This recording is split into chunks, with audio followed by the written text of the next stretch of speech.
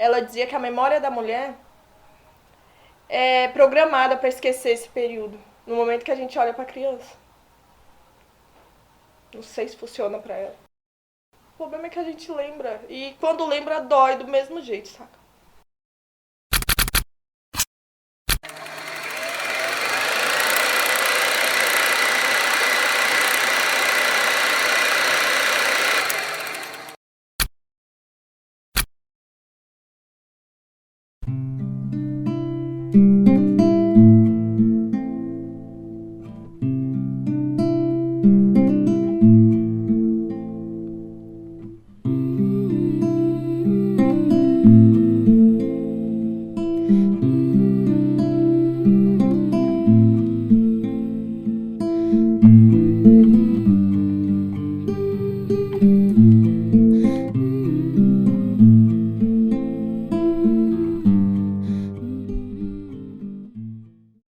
A violência obstétrica atinge 1 a cada 4 mulheres no Brasil.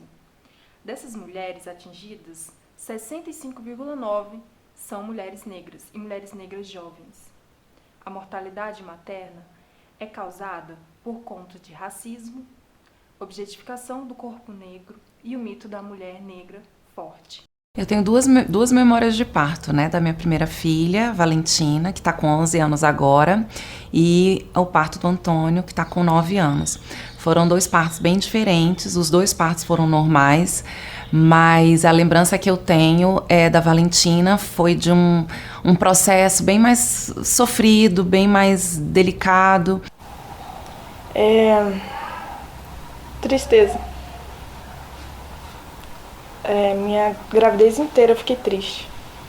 Eu não tenho que reclamar não, tá? Apesar da vida difícil que eu tive, quando eu comecei, eu cresci, né? Aí não tenho que reclamar. Minha primeira gravidez foi do Renato, como escondida, né? Aí como tudo escondido não dá certo, sentia muito enjoo. Foi uma decisão acordada entre mim e meu esposo, né? Porque na época eu já era casada. Decidimos que ia ter um filho e tudo mais, pra gente estava tudo ok. Só que quando eu fui falar isso pra minha família, que eu estava grávida, foi tipo... puta, saca? Então, daí acabou tudo. Perdi totalmente a vontade. No pré-natal, as mulheres negras também entram em desvantagem quanto ao tempo de espera para a consulta, que é maior, e quando elas entram na consulta, o tempo da consulta em si também é diminuído, é menos em relação às mulheres brancas. Quanto ao acompanhamento, também há uma diferença. Apenas 27% das mulheres negras conseguem ter acompanhantes durante o parto, contra 75% das mulheres brancas. Foi um pré-natal, fui muito bem assistida. O médico que era responsável pelas minhas ecografias era um médico muito conceituado, muito cuidadoso. Eu era abordada assim como a maioria das meninas que eram abordadas, porque na verdade a maioria que fez o pré-natal comigo era do mesmo tipo que eu, sabe?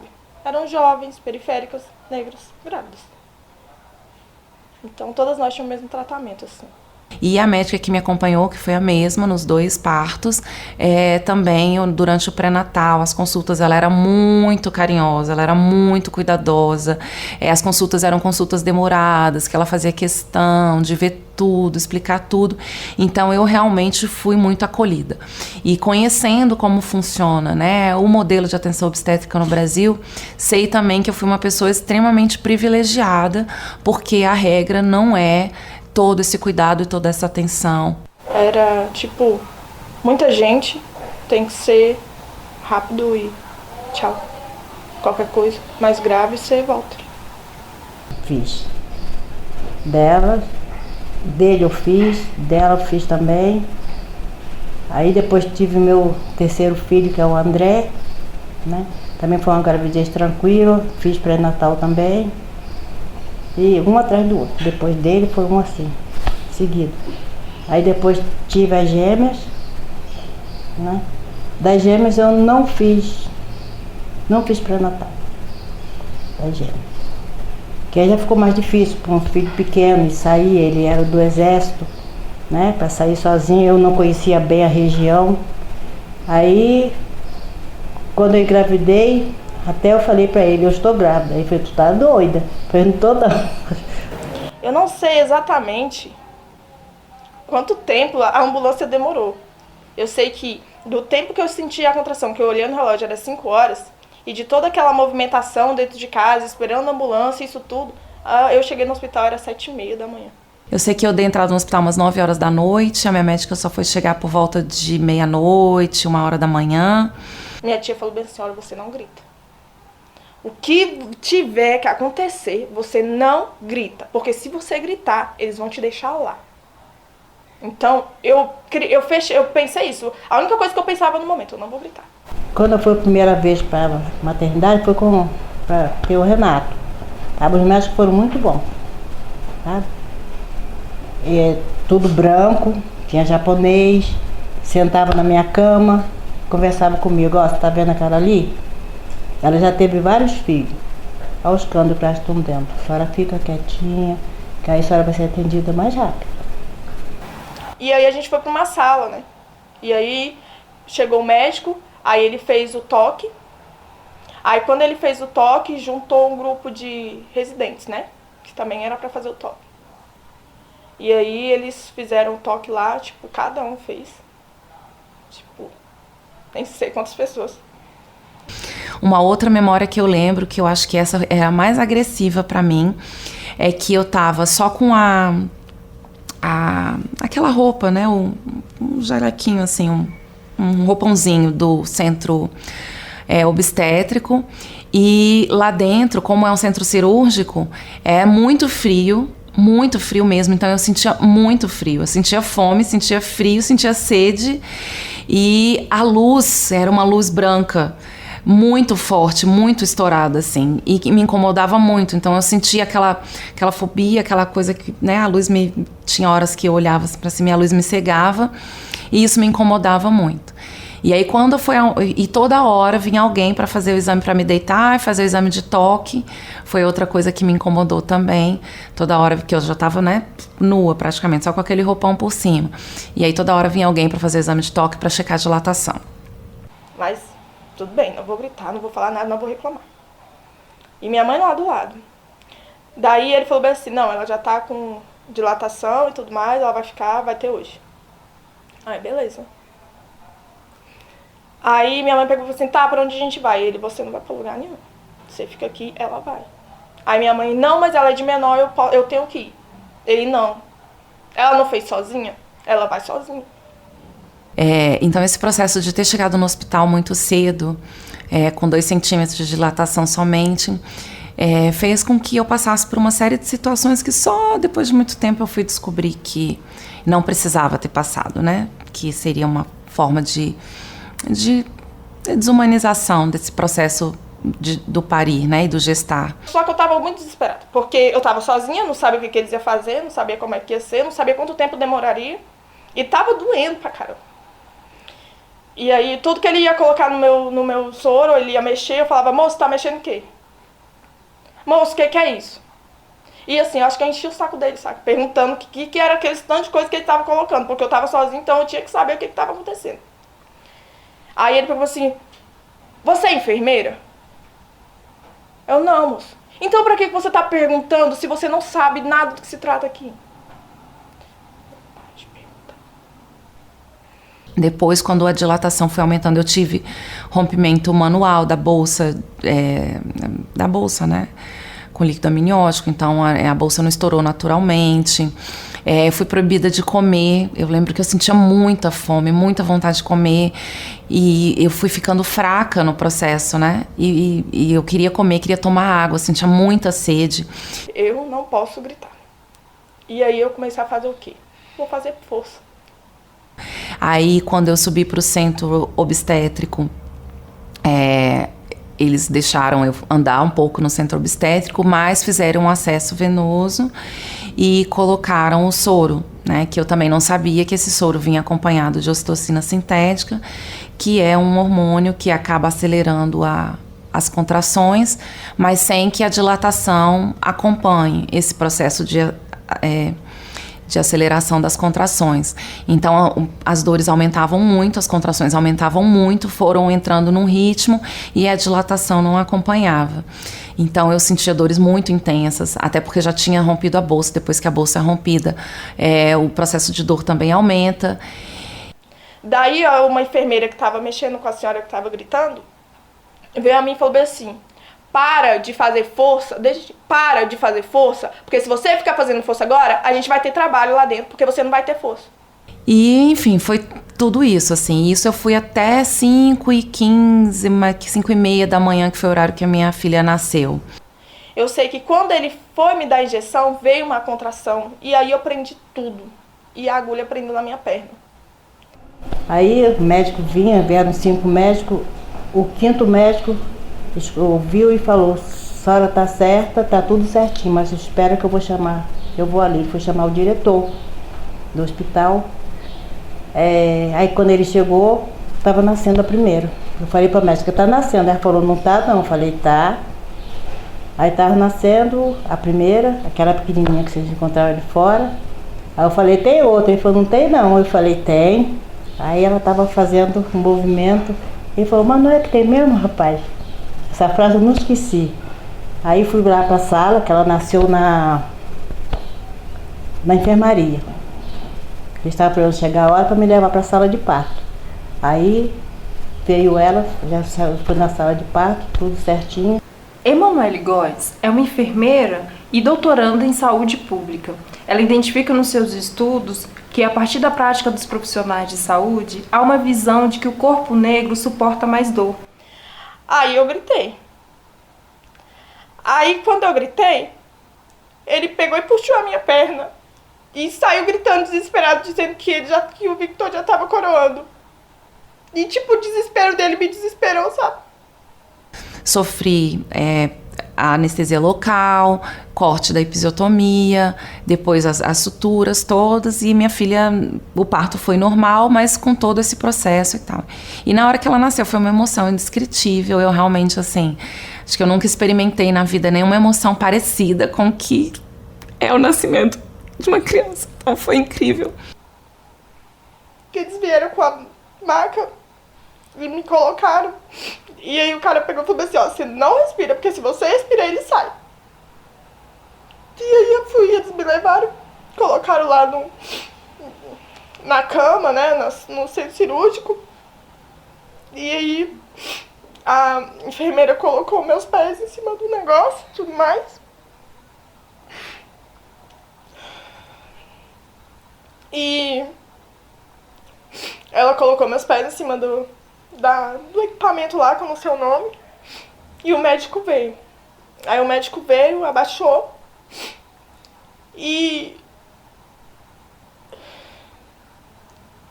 foi... Deixa eu tentar achar alguma coisa pra explicar. Foi um rasgo. Foi como você pegar uma coisa, sabe? E aí veio uma enfermeira, tipo, foi tudo muito rápido, muito rápido. Eu senti esse rasgo e a enfermeira veio por cima que empurrou. E foi como se tivesse abrido e minhas pernas ficado frias. Eu não senti, sabe? Não senti. E aí ela pegou e empurrou. O Victor saiu. Tipo... E aí ela pegou e falou assim: ah, essa aqui é parideira. Ano que vem tá aqui de novo. Eu tinha 2 sentimentos que eram paradoxais, assim. Eu sentia uma alegria imensa, toda aquela explosão de ocitocina natural, que é típica do parto. Mas eu também sentia uma angústia muito grande, que só foi se resolver muitos anos depois.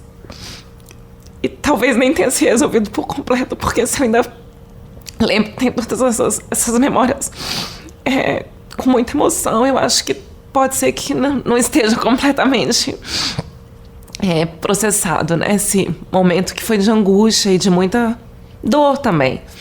E era isso, a sensação que eu tinha, assim, primeiro que eu sentia dor em todo o corpo, eu senti muita dor depois do parto.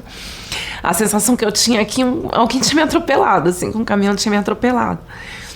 Tipo assim, eu sou jovem, tô aqui parindo, eles tratam dessa forma e eu tô pagando. Eu ainda nem achava injusto, sabe? Porque eu sentia, tipo, eu tô pagando o preço. O cara falou lá na porta, eu fiz sozinha, eu vou sozinha. Tinha que ser. Preta, pobre, tatuada. Isso não é eclâmpsia, isso é droga. Essa fala foi de um anestesista solicitado na emergência para fazer uma cesariana em Rafaela Souza, de 15 anos. Passadas 5 horas de queixas de dor de cabeça muito forte, Rafaela morre. Eu sei que quando a gente foi subir pro quarto, subiu eu e a moça que tava com o texto na mão. Ela foi de cadeira de rodas pro 3º andar e eu fui andando. E nasceu, não fiz o resguardo direito, passei mal, voltei para casa de saúde, aí cuidaram de mim, fui para casa e tá aí.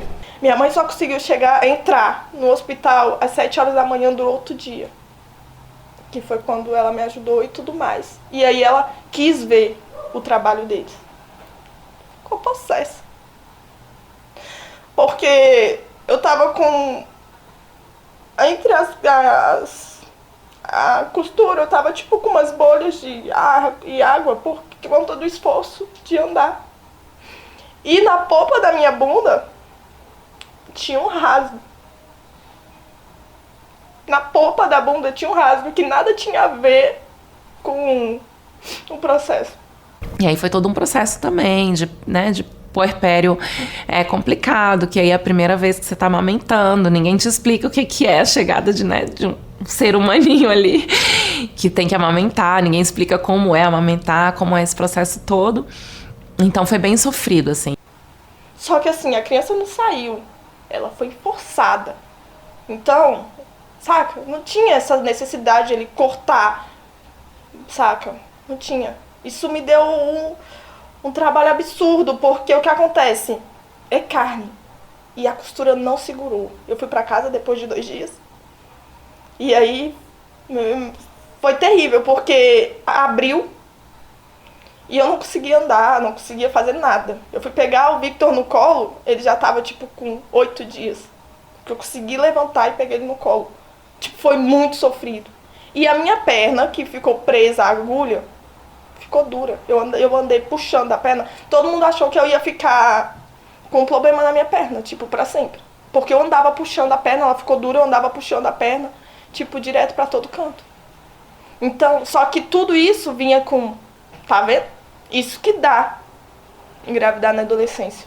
Eu tenho acompanhado muitas mulheres nesse tempo que eu tô como diretora jurídica da Artemis, acompanhado muitos relatos de partos violentos. E eu percebo, assim, claramente que existem médicos, existem pessoas que tratam mal mulheres durante o parto de uma forma totalmente consciente, né, das violências que está praticando e fazendo aquilo como uma violência mesmo e como uma prática violenta sua cotidiana. Então foi tudo muito ruim, muito ruim. Nesse dia, nesse tempo, eu decidi que eu não ia mais ter filho. Se fosse pra mim ter filho, seria adotado.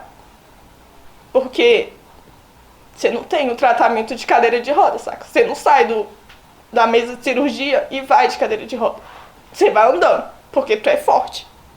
E aí, nesses casos, eu não hesito em denunciar, em relatar e denunciar essas violências mesmo.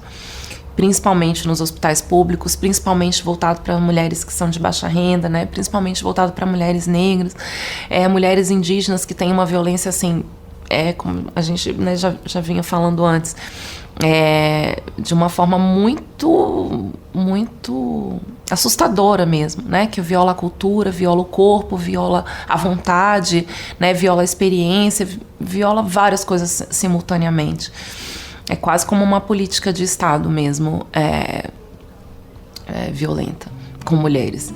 Desnecessário, né? Num momento desse, tipo, a gente passar por esse tipo de coisa. Cruel.